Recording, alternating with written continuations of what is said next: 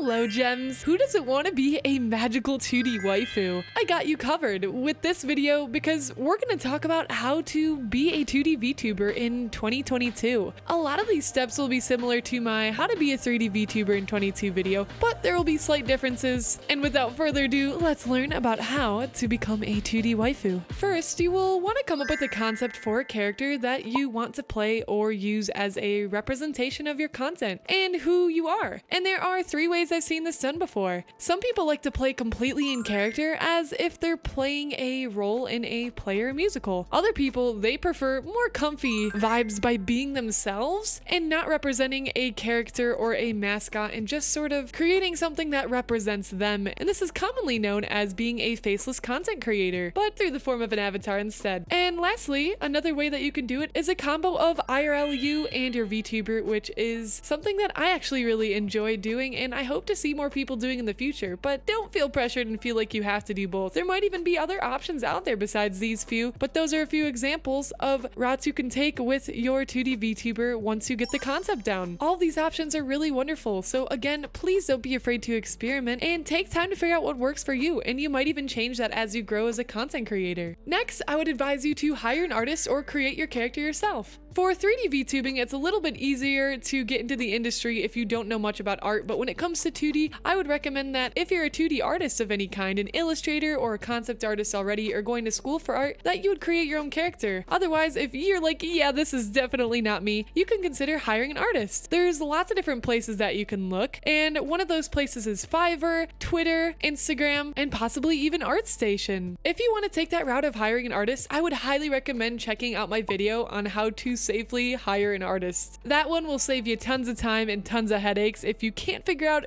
who you should trust to hire. And step number 3 is going to be to cut your VTuber into parts that are movable. I have resources for this on my YouTube channel here, as well as in our Discord. I actually have a Google Doc that breaks this down. This is important so that your VTuber model can move around and be used for animation. You'll also need to be able to save your VTuber as a .psd because the program you'll be bringing it into only accepts PSDs. As far as I know, there are 2 programs that work for making 2D VTuber models riggable and able to use, which is Live2D Cubism. You can get a free trial or pay for it, and Adobe Character Animator, which is a whole nother thing, but if you're really looking and getting into the VTubing industry, I recommend Live2D because it is more geared specifically towards VTuber avatars. So if you have a specific art program and you're unsure of if you can use it for Live2D, Google to see that you could save your file as a .psd file. Every program is going to be different. Even consider reaching out to the people in our Discord to see, hey, have you used this program before and does it work? Number 4 is going to be to bring your VTuber into and download Live2D Cubism. You'll be doing something called rigging, or you can hire a rigger after you get your character design. If you hire an artist, some of them will do both the art